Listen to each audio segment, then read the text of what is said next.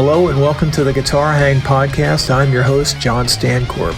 Well, it's Season 9, Episode 7, and I'm sitting down with the incredible Alex Skolnick, guitarist for Testament-PAKT and the Planetary Coalition. Alex isn't just one of the most versatile guitarists around, he's also a passionate writer, journalist, photographer, and podcaster. From shredding thrash metal to exploring jazz fusion and global sounds, Alex brings the same curiosity and creativity to every corner of his artistic life.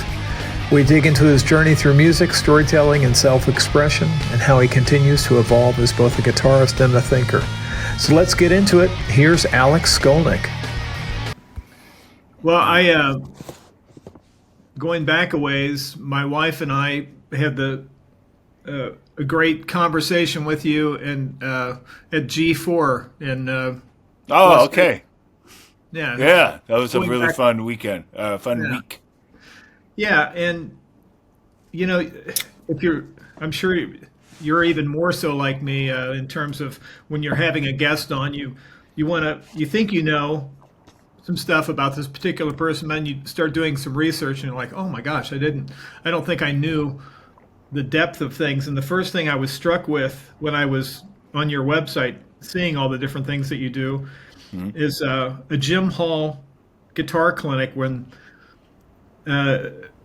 clearly he had been asked so many questions about what chord or what scale to play over this chord, what 2-5-1 thing, and he basically kind of, and I'm paraphrasing, and you may know this story better than I, he said, the best thing I can tell you to have a successful career and to be the most musical is go to a museum, get a camera, paint, have a good meal, have a good conversation.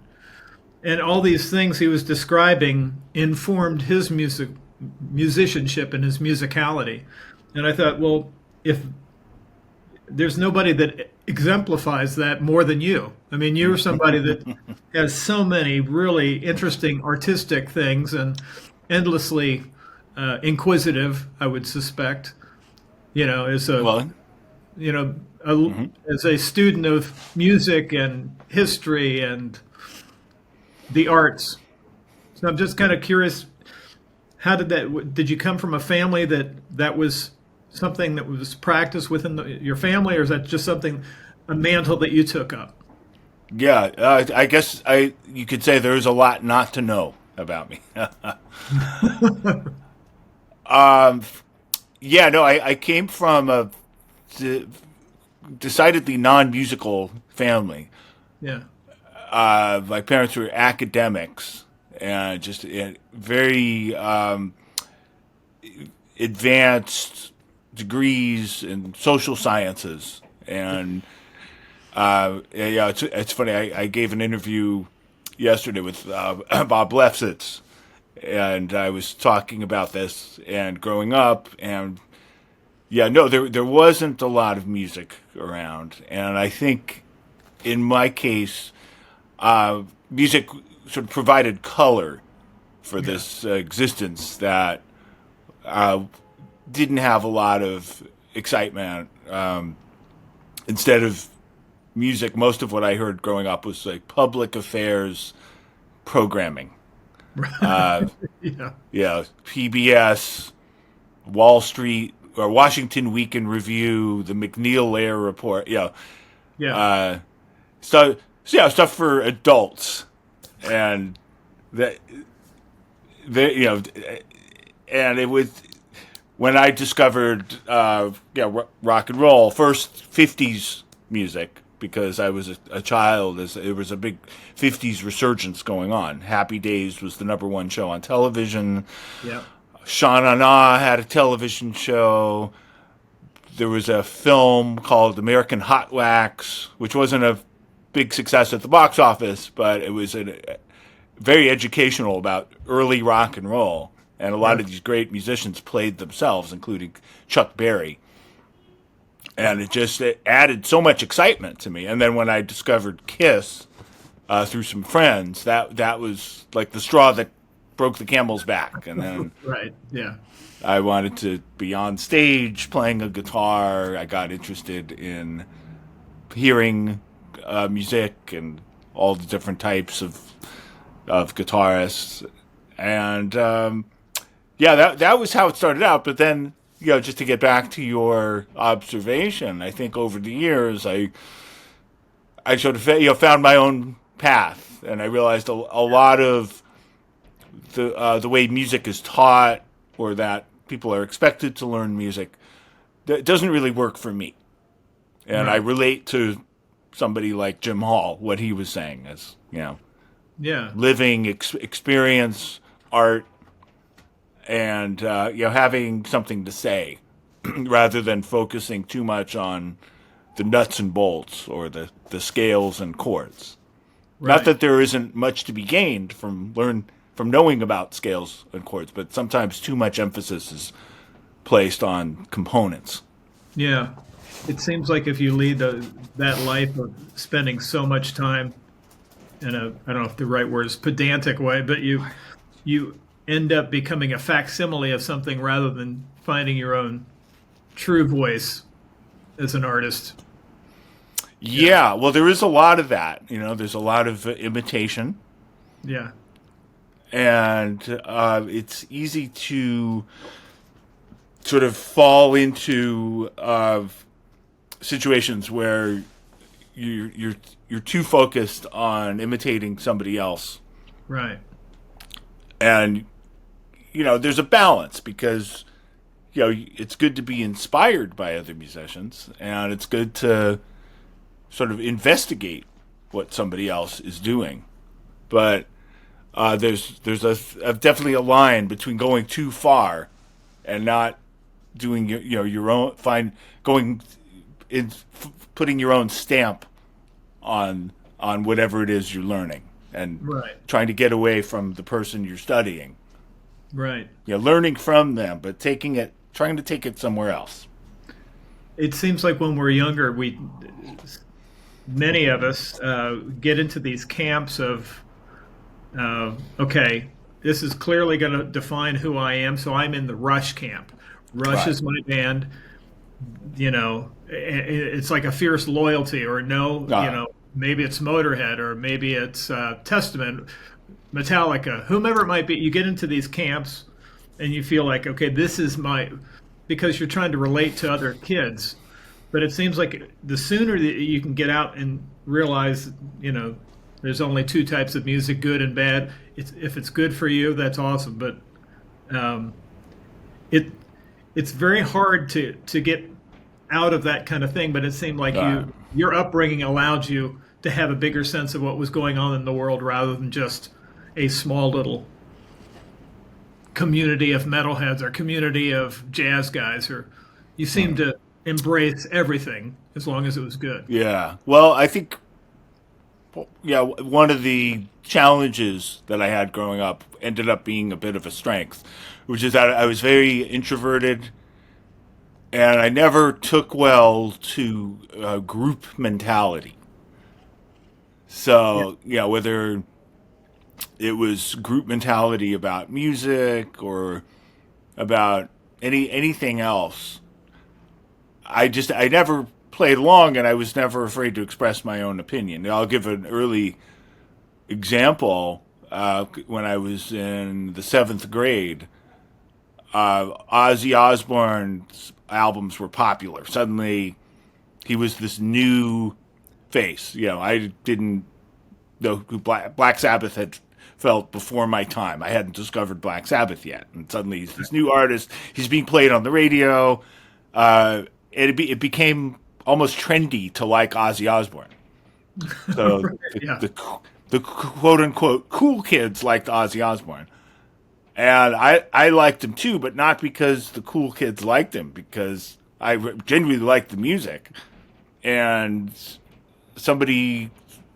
I was one of the few kids my age playing guitar. It wasn't as common to start guitar at a young age as it is now. Right. And I had already been playing for a few years, and somebody had told me, "Oh, if you play guitar, you have to hear this guitarist that plays for Ozzy Osbourne. I think his name's Randy Rhoads." And that had a profound impact. Well, we fast forward to a year later, the quote-unquote cool kids had moved on from Ozzy Osbourne. and Right. now they're into Billy Idol, who I like, but also just much more pop stuff. Right. Depeche Mode, uh, the English beat, Madness, a lot of ska music, which I respect. It's not like I disliked that music, but suddenly they were like Ozzy it's so last year, and kids nobody was wearing Ozzy shirts anymore. No, you know now it was like an English beat shirt or whatever, and I didn't care. I was still into Ozzy. I'm like, no, I got it. It's not because all of you liked Ozzy. I actually genuinely like the music, and I'm going to still listen to it. So I was never able to assimilate in groups, but I think that ended up being an asset down the road because I was always able to kind of be honest with myself, and when I discovered jazz rock music and eventually what you might call real jazz guitar, I had this awakening, and I loved it, and I wasn't ashamed of it, and I wasn't going to hide it just because that was considered very weird in the heavy metal group scene. Yeah. Was there a seminal recording? Was it Wes or Pat Metheny, or who was it that was? Seems like there's kind of a gateway LP or something where it just kind of changes your trajectory a little bit in that direction, and it speaks to you in a way that the other recordings don't because it's for whatever reason. Well, I talked about this recently. It wasn't necessarily an EP or an LP. It was a live concert on television. Okay. Miles Davis. Okay.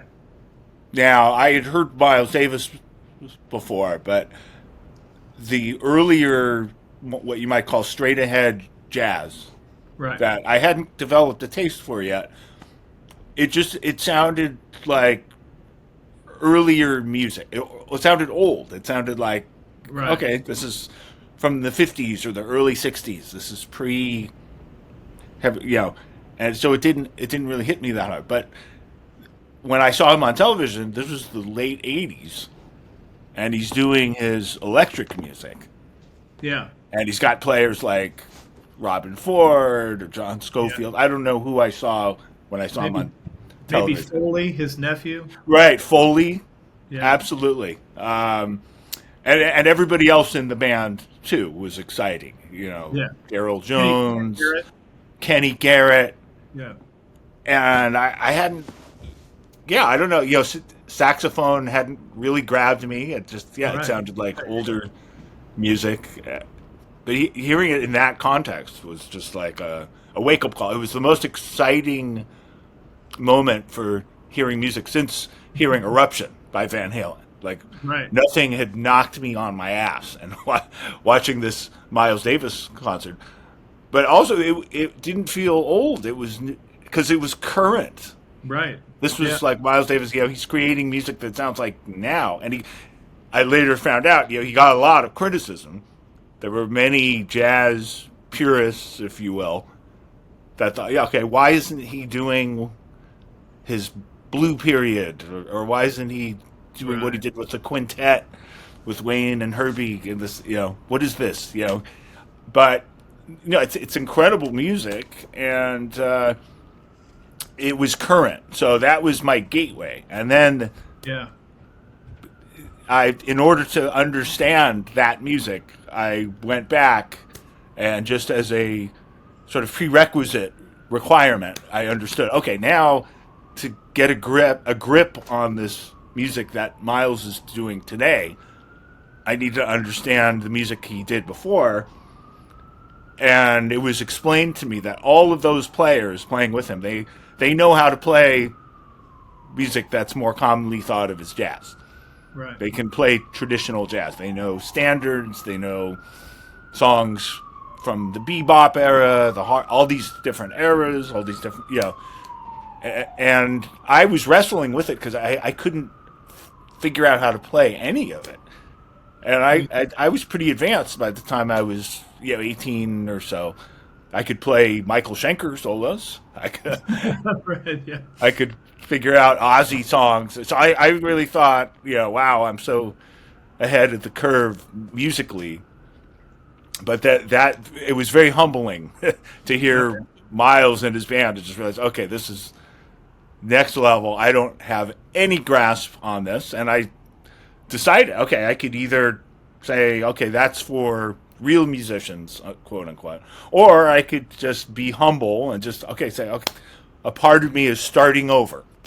I'm going to understand this music. I'm going to understand the music that came before. And in the process of, studying what led up to that, I developed a taste for it. And suddenly, hearing Wes Montgomery and Grant Green, all this music that used to sound older to me, suddenly it sounded fresh, and the more I heard it, the more I got it, and it was this real awakening. Yeah, it seems like students that have been playing for a while, sometimes they get guilted into feeling like, okay, I need to listen to jazz because it's the next phase. It's like almost like if I was in martial arts and I was studying this thing, I need to study this because now I'm a legitimized player. But it seems like a lot of students want this kind of really quick journey into playing jazz, but they don't spend a lot of time listening to it and absorbing the intention, because the intention is as great as the actual licks themselves. Because the licks themselves, out of context, you can kind of tell the somebody that has a deep love for jazz because it comes through in the way they articulate it in their own thing, and they're not trying to be like to your point, studying things so closely, you're missing the integral part of it, which is to find your own voice inside of jazz. But it seems like that's what happened to you. You saw this as a viable way for you to express yourself, rather than trying to be a Wes Montgomery clone and get an L5. And you know what I mean? It seems like you were taking in the broader idea of jazz. Yeah, and I eventually did get an L5. Yeah.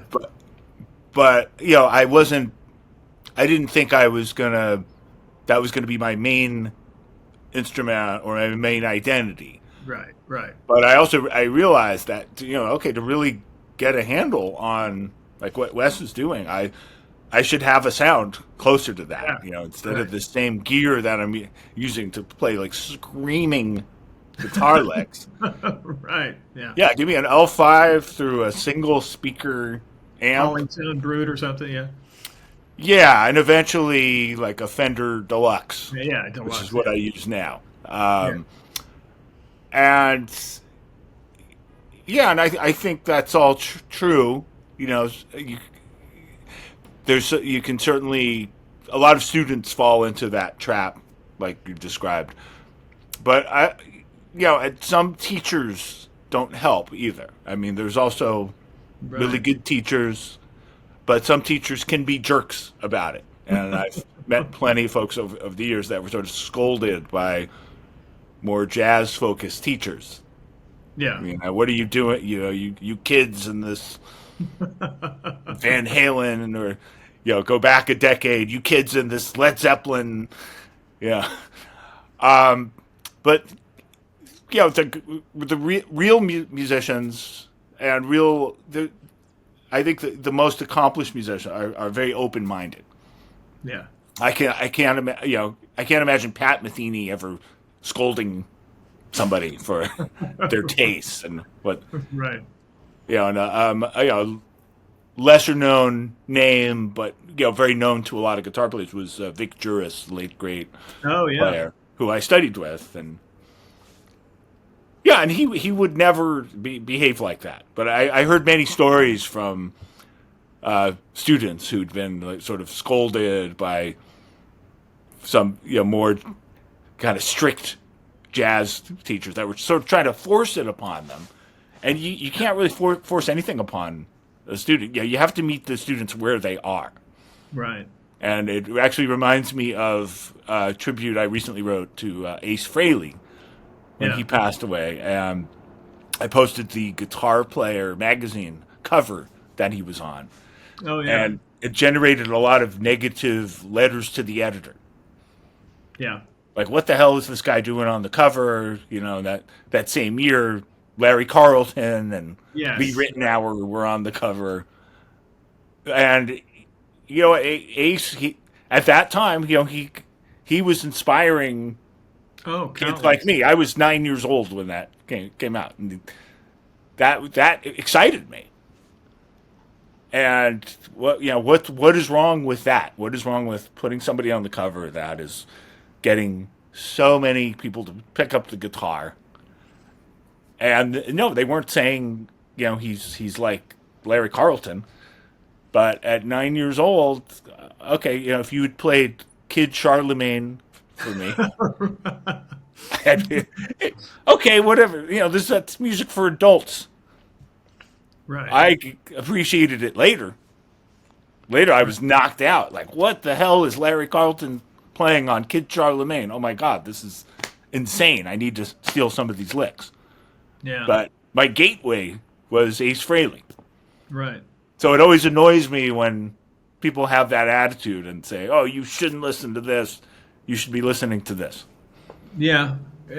You know, they always try to bring the guitar thing or music in general into the sports realm where things are ranked, and sports enthusiasts are oftentimes deep in the woods of who's the best and that kind of thing. But when I think about guitar players, there is a kind of what was before Jimi Hendrix and then after, and then the same thing with Edward. But I would put Ace right up there in the terms of not playing, but the influence. He was every bit as influential as Hendrix and Edward, as far as bringing a legion of millions of guitar players into the world of music. Because with that, I mean, he was just back in 76 through 1980. He was probably the biggest face of electric guitar for kids. Yeah, and he had a personality.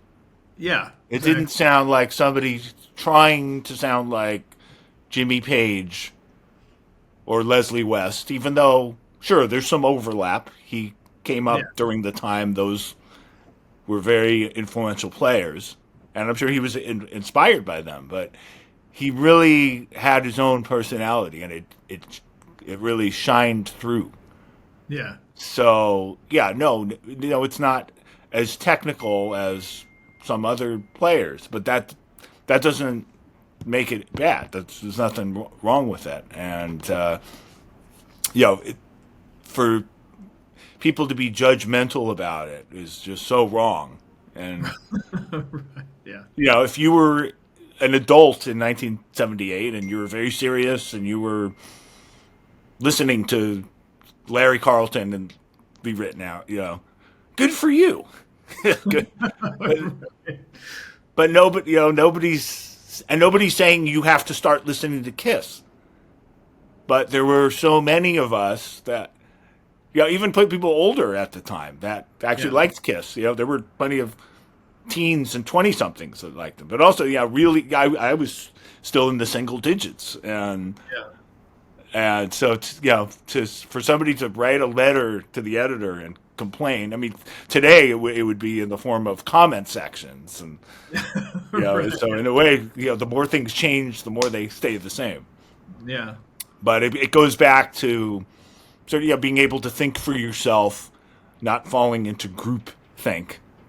yeah, And I'm the type of person. Had I been a bit older, I probably would have written a letter to the editor and said, everybody that's complaining about Ace being on the cover of this magazine, they're a bunch of jerks. yeah. When I sometimes think of other arts when I think about musicians and what they're doing for their livelihoods and careers. It strikes me that your career is not unlike that of an actor that enjoys a wide range of roles and can still do theater and films. And so you have your own group, then you have other groups that are with Adam and Jane and different folks, or a different group with Percy and Stu, whatever it might be. You've got all these different groups, then you've got Testament, plus the writing, the photography, the podcasting. It allows you to kind of get a bigger global sense. And it seems like it would have been so stifling if you just said, okay, for the rest of my musical life, I'm only going to be in, let's say, the metal world. I'm just going to do Testament. For somebody that wants to see the world and do everything and experience it all, with the idea we only get one shot at this thing, that you pick the best course of action for a career that's really rich in a lot of different ways. It was very thought out, very, very well planned on your part, I would suspect. Oh, thank you. Well, it was very unexpected, and in a way, it was very unplanned. It was a matter of just going along with what felt right. It was also circumstantial too. I didn't know that I would end up living in New York when I was younger. It just didn't cross my mind. I thought I would always be in California, because you're expected to, if you live in California, you're expected to live there. It's a common thing to move from the East Coast to the West Coast. Right. And there's a sense that, okay, now you've done the right thing and you've escaped the craziness and the winters, and I did the opposite. And I did it when it felt right, despite a bunch of resistance. When you're in a metal band, especially at that time, late 80s, early 90s, you're expected to just do that. You're part of that scene. Yeah. That's what most people do. They end up getting more and more tattoos. They end up, kind of always wearing, looking like somebody in the front row. Right. Yeah. And that's fine. There's nothing wrong with that. But I always felt like, okay, there's more to me than that. I'd like to be able to attend a Herbie Hancock concert at an elegant theater in the San Francisco Bay Area, which I did, and and feel comfortable doing that, but also go to a metal concert. So, it was just this. It was a matter of doing what felt right for me, and not following expectations. I was very young when I joined Testament too. I was 16, and I was 18 when we did the first record. And I discovered very quickly that there are expectations. And even though it's the whole part of the whole reason for getting into music, especially kind of extreme music, is freedom. Right. It's freedom from expectations, and expectations that you're going to be an insurance salesman and wear a suit and tie every day, or whatever, right. Whatever it is. But then I realized, okay, in a way, there are expectations here too, and me eventually just sort of breaking off. It's just taking a number of years to discover myself, develop as a musician, and really get my jazz, instrumental, artsy side together. That was really important, and I don't think I would still be enjoying it if I still felt locked into just one side. But today I can do these things. I can play with these great artists like Stu Hamm, Percy, Adam and Jane, my own trio. Yeah. Then I can jump on a tour with groups like Testament and Anthrax and Creator, right, and go back and forth, and it makes perfect sense. But at one time, it would have been considered crazy to suggest that I could have such a career. Yeah, I had a lovely conversation with Tony Levin, and he was saying that the one thing that keeps him sane in the world is doing all these different projects, but for him, just being able to photograph his experiences. And when I saw the Beat tour here in Raleigh, where I live, it was really cool because it was only a couple shows into the tour. They're just kind of getting into the groove of things, and it was so much fun to watch the joy that they were having, but the way that Tony was incorporating the camera in between tunes and taking shots of things, and then later seeing some of those put up on Instagram, and kind of like a series of how the behind the scenes things were unfolding. I was wondering, is that something that you must enjoy that as well, that aspect of documenting what's happening while you're on the road, because you get the 2 hours on stage, but then you have the rest of the other time to contend with, Oh yeah, I mean, I love capturing different places, and the fact is we are going all over the world. Yeah. And it's this opportunity that not everybody has. Not everybody gets to travel like we do. Yeah. And I'm lucky that I enjoy traveling. I actually like the process of it and moving from point A to point B. And photography is something I got into recently. This year it's been a bit of a challenge because multiple projects have come to fruition at once. Yeah. My Trio album is getting released next month. Mm-hmm. My Testaments album got released this month. I did a soundtrack for a film called Traction Park Massacre that just debuted at New York Comic Con. Oh, nice. And it's just photography, and even my podcast for now got a little bit sidelined. But when I get back into it, which I know I will, then I look to somebody like Tony for inspiration. The fact that he is documenting and doing it so well. And I'm sorry I missed the Beat tour because of this. If I wasn't locked in the studio, I was on the road. But I hope they go back out and I can catch them. Yeah, I'm sure that this was such a widely successful thing that I'm sure it will. They're going to have to do it, yeah. Yeah. That just seems like it's a way to keep you sane, and it seems like each piece kind of informs the other. It gives you such a broad scope of guests to have on your podcast. That can be from any world, whether it be acting or painter or whatever. So it's a nice way to kind of have each thing cross-pollinate the other thing. Your music is a benefactor, your photography and your conversations that you're having with guests are, just it all plays into your mental health. Yeah, it is, and it also makes the traveling more fun because you have this other art form that you can work with. Capturing a nice image on a photograph of suddenly downtime or just the travel, which normally might not be that exciting. It becomes interesting. Yeah.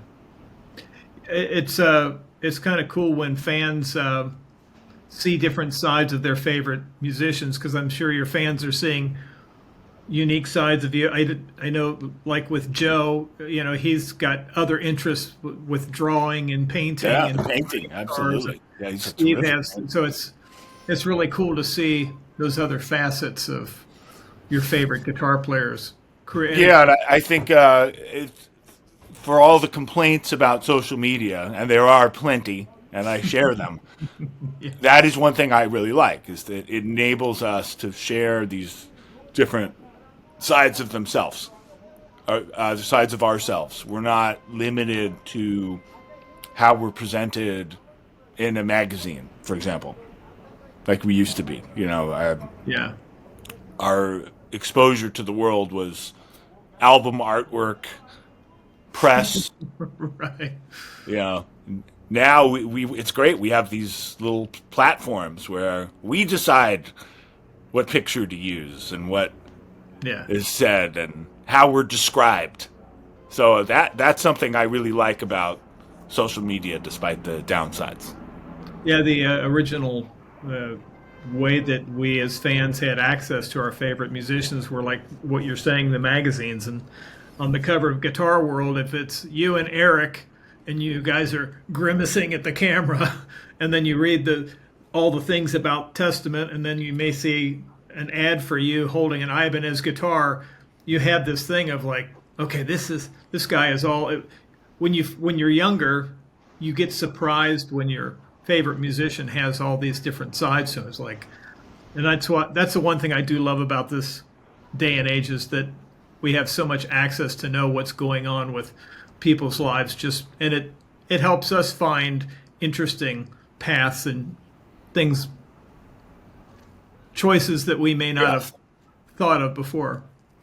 Yeah, sometimes it backfires. You know, I don't want to know that Tommy Lee is fighting with his right. Yeah, that's true. His wife, and they're you know, oh, and they're back together. Now they're, you know what I mean, like the whole oversharing thing. Yeah, is a little much, but you yeah. tend to see that more with, you know, certain demographics and certain genres. Yeah. Of artists rather than Yeah. you know, artists that are really focused on art and really just sharing art. I don't want to know. I don't want to know about your, you know, affair or your fault. You're fighting with your ex-band member, and you know, even players I really respect. Like, you know, I love Journey.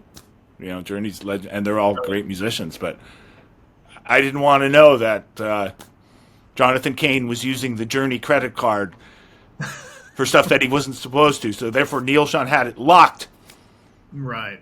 And everything's off until he stops using the card, or whatever the hell. It was like, guys, can't you work this out? Like, not on social media. And then, you know, conversely, that, you know, sadly, somebody like Jack DeJohnette just passed, but every time you would see, besides being the greatest of all time, just what a class act this was. Absolutely. I mean, just what a great ambassador for even if you didn't know much of his music, but you'd only seen some peripheral things about him as a human being. Just a wonderful, wonderful guy.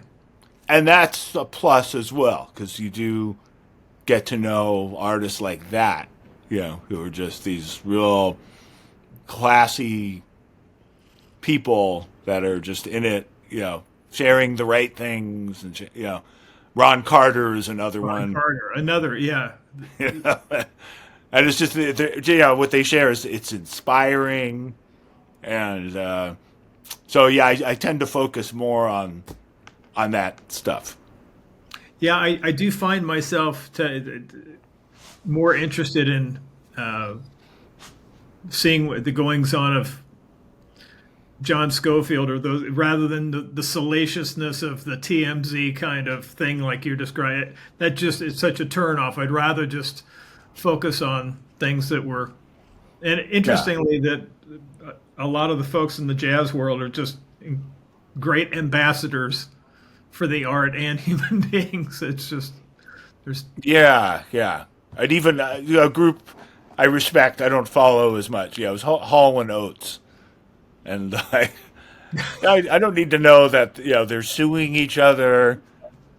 Yeah, and that, you know, this guy ripped me off. Yeah, and you know, it's one thing if, you know, okay, these are kids, it's the first time around, and they're having trouble navigating. It's like, you're 70. You guys are like 70 something.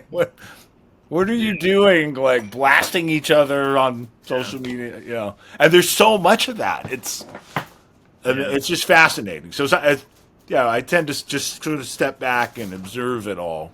Yeah.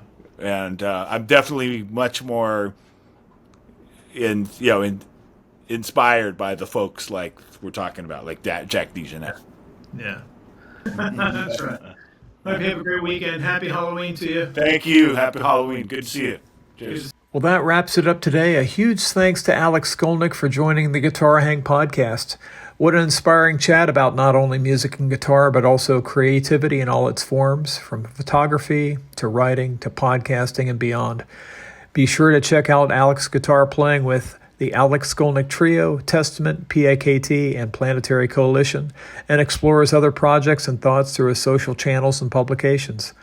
And if you'd like to keep the guitar conversation going, come hang with us at John's Guitar Lounge. Thanks for listening. Keep playing, keep creating, and keep growing.